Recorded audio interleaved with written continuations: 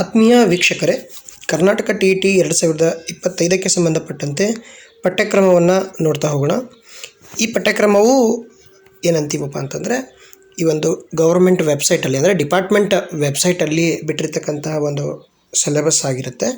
ಆ ಒಂದು ಸಿಲೆಬಸ್ಸನ್ನು ನಾವು ನೋಡ್ತಾನೆ ಯಾವ ಒಂದು ಟೆಕ್ಸ್ಟ್ ಬುಕ್ನಲ್ಲಿ ಅಂದರೆ ಯಾವ ತರಗತಿದು ಯಾವ ಒಂದು ವಿಷಯದ ಟೆಕ್ಸ್ಟ್ ಬುಕ್ಕಲ್ಲಿ ನಮಗೆ ಸಿಗುತ್ತೆ ಅನ್ನೋದನ್ನು ಕೂಡ ನೋಡ್ತಾ, ಕ್ವಶನ್ಸ್ ಯಾವ ರೀತಿಯಾಗಿ ಎಲ್ಲಿ ಹೇಗೆ ರಿಪೀಟ್ ಆಗಿದ್ದಾವೆ ಅಂತಲೂ ಕೂಡ ನೋಡ್ತಾ ಹೋಗೋಣ.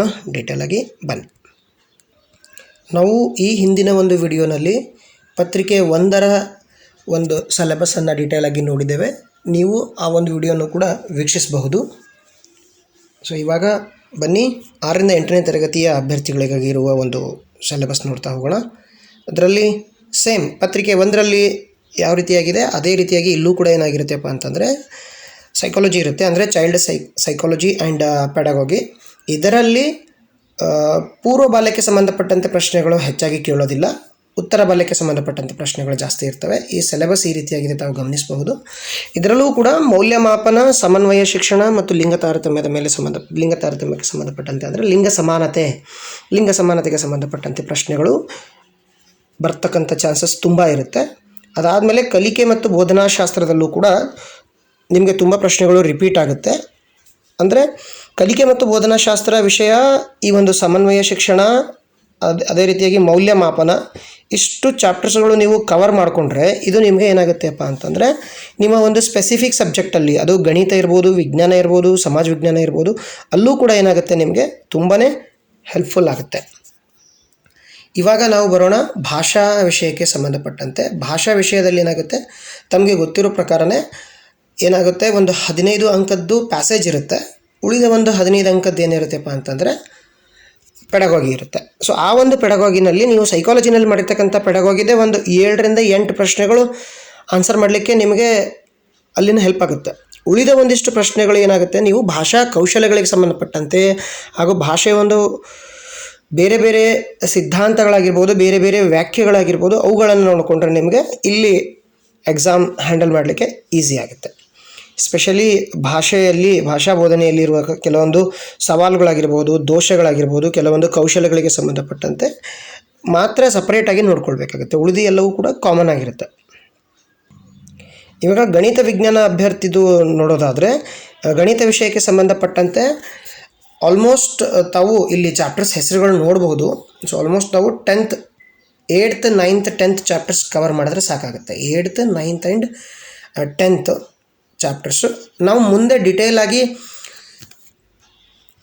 ಗಣಿತ ಮತ್ತು ವಿಜ್ಞಾನ ವಿಷಯದ ಅಭ್ಯರ್ಥಿಗಳಿಗೇ ಸಪ್ರೇಟಾಗಿ ಯಾವ್ಯಾವ ಸಿಲೆಬಸ್ ಯಾವ್ಯಾವ ಚಾಪ್ಟರಿಂದ ಬೇಕು ಅನ್ನೋದನ್ನು ಬೇಕಿದ್ದರೆ ಡೀಟೇಲಾಗಿ ನಾನು ಮತ್ತೆ ತೊಗೊಳ್ತಾ ಹೋಗ್ತೇನೆ, ವಿಡಿಯೋಗಳನ್ನು ಮಾಡ್ತೇನೆ. ಸೊ ಇಲ್ಲಿ ತಾವು ವಿಜ್ಞಾನ ವಿಷಯ ತೊಗೊಳ್ಳೋದಾದರೆ ಚಲನೆ ಮತ್ತು ಗುರುತ್ವ ಏನು ಹೇಳಿದಾರಲ್ಲ, ಸೊ ಇದು ನಿಮಗೆ 9th ಸ್ಟ್ಯಾಂಡರ್ಡಲ್ಲಿ ಕಂಪ್ಲೀಟಾಗಿ ಸಿಕ್ಬಿಡುತ್ತೆ. 9th ಮೆಕ್ಯಾನಿಕ್ಸ್, ಕ್ಲಾಸಿಕಲ್ ಮೆಕ್ಯಾನಿಕ್ಸ್ ಇದೆಯಲ್ಲ ಫಿಸಿಕ್ಸಲ್ಲಿ, ಸೊ ಅದರಲ್ಲಿ ಕವರ್ ಆಗಿಬಿಡುತ್ತೆ. ನೆಕ್ಸ್ಟು ಬೆಳಕು, ಪ್ರತಿಫಲನ ಅಂತ ಇದೆ. ಸೊ ಪ್ರತಿಫಲನ, ವಕ್ರೀಭವನ, ಮಸೂರ ದರ್ಪಣ, ಗೋಲೀಯ ದರ್ಪಣಗಳು, ಅಂದರೆ ಇವೆಲ್ಲವೂ ಕೂಡ ನಿಮಗೆ 10th ಫಿಸಿಕ್ಸಲ್ಲಿ ಕವರ್ ಆಗಿಬಿಡುತ್ತೆ. ಅದಾದ ನಂತರ ವಿದ್ಯುತ್ ಶಕ್ತಿ, ಇದು ಕೂಡ 10th ಕವರ್ ಆಗುತ್ತೆ. ನೆಕ್ಸ್ಟ್ ಮುಂದೆ ರಸಾಯನಶಾಸ್ತ್ರವೂ ಕೂಡ ಹಾಗೆ 9th ಆ್ಯಂಡ್ 10th ಇದೆಲ್ಲವೂ ಕೂಡ ಆಲ್ಮೋಸ್ಟ್ ಆಲ್ ನಿಮಗೆ ಕವರ್ ಆಗ್ತಾ ಬರುತ್ತೆ. ಇಲ್ಲಿ ಅಕಶೇರುಕಗಳು ಅಂತ ಕೊಟ್ಟಿದ್ದಾರೆ. ಇದು 9th ಹಳೆ ಚಾಪ್ಟರ್, ಅಂದರೆ NCERTನಲ್ಲಿ ಇದೊಂದಿಷ್ಟು ಚಾಪ್ಟರ್ ಡಿಲೀಟ್ ಮಾಡಿದ್ದಾರೆ. ಅದು ನಿಮಗೆ ಏನಾಗುತ್ತೆಪ್ಪ ಅಂತಂದರೆ ಹಳೆ ಸಿಲೆಬಸ್ಸಲ್ಲಿ ಸಿಗುತ್ತೆ.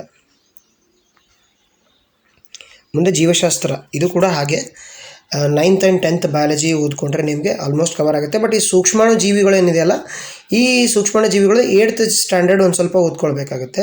8th 9th 10th ಇಂದನೇ ಕವರ್ ಮಾಡ್ತಾ ಬರಬೇಕಾಗುತ್ತೆ. ಅದಾದ ನಂತರ ಪೆಡಗಾಗಿ ಇದೆ. ಇಲ್ಲೂ ಕೂಡ ಹಾಗೆ ವಿಜ್ಞಾನ ವಿಷಯಕ್ಕೆ ಸಂಬಂಧಪಟ್ಟಂತೆ ಸ್ಪೆಸಿಫಿಕ್ ಆಗಿರ್ತಕ್ಕಂಥ ಒಂದಿಷ್ಟು ನೋಡ್ಕೊಳ್ಬೇಕು. ಉಳಿದಿದ್ದೆಲ್ಲವೂ ಜನರಲ್ ಕಾಮನ್ ಆಗಿರುತ್ತೆ. ಆಮೇಲೆ ಅನುಗಮನ ನಿಗಮನ ಪದ್ಧತಿ ಅಂತೂ ಫಿಕ್ಸ್, ಅದು ನಾನು ಯಾವಾಗಲೂ ಕೂಡ ಹೇಳ್ತಾ ಇರ್ತೇನೆ. ಅದಾದ ನಂತರ ಸಮಾಜ ವಿಜ್ಞಾನ ಅಭ್ಯರ್ಥಿಗಳಿಗೆ ಇಲ್ಲಿ ಇತಿಹಾಸ, ಭೂಗೋಳಶಾಸ್ತ್ರ, ಸಾಮಾಜಿಕ ಮತ್ತು ರಾಜಕೀಯ ಜೀವನ, ಆಮೇಲೆ ಬೋಧನಾಶಾಸ್ತ್ರ, ಇಲ್ಲೂ ಕೂಡ ನೀವು ಸೈಕಾಲಜಿ ಕವರ್ ಮಾಡಿದ್ರೆ ಒಂದು 5ರಿಂದ 6 ಚಾಪ್ಟರ್ಸ್ ಅಲ್ಲೇ ಕವರ್ ಆಗಿರ್ತದೆ. ಉಳಿದಿರ್ತಕ್ಕಂಥ ಒಂದಿಷ್ಟು ಬೋಧನಾಶಾಸ್ತ್ರದ, ಸ್ಪೆಷಲಿ ಸಮಾಜ ವಿಜ್ಞಾನಕ್ಕೆ ಸಂಬಂಧಪಟ್ಟಂಥದ್ದು ಮಾತ್ರ ಇಲ್ಲಿ ಏನು ಮಾಡಬೇಕಾಗುತ್ತಪ್ಪ ಅಂತಂದರೆ ನೀವು ಕವರ್ ಮಾಡ್ಕೊಳ್ಬೇಕಾಗುತ್ತೆ. ಸೊ ಇಷ್ಟು ಸಿಲೆಬಸ್ಗೆ ರಿಲೇಟೆಡ್ ಆಗಿರ್ತಕ್ಕಂಥದ್ದಾಗಿತ್ತು. ಮುಂದೆ ನಾವು ಸಪ್ರೇಟಾಗಿ ಸ್ಪೆಸಿಫಿಕ್ಕಾಗಿ ಆಯಾ ಒಂದು ಪೇಪರ್ 1 ಆಗಿರ್ಬೋದು, ಪೇಪರ್ 2 ಆಗಿರ್ಬೋದು, ಆಯಾ ವಿಷಯಗಳಿಗೆ ಸಂಬಂಧಪಟ್ಟಂತೆ ಡಿಟೇಲ್ ಆಗಿ ನೋಡ್ತಾ ಹೋಗೋಣ.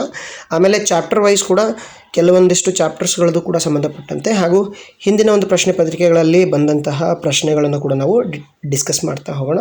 So please stay tuned with us ಅಂತ ಹೇಳ್ತಾ ವಿಡಿಯೋನ ಸಂಪೂರ್ಣವಾಗಿ ವೀಕ್ಷಿಸಿದ್ದಕ್ಕೆ ಧನ್ಯವಾದಗಳು. ವಂದೇ ಮಾತರಂ.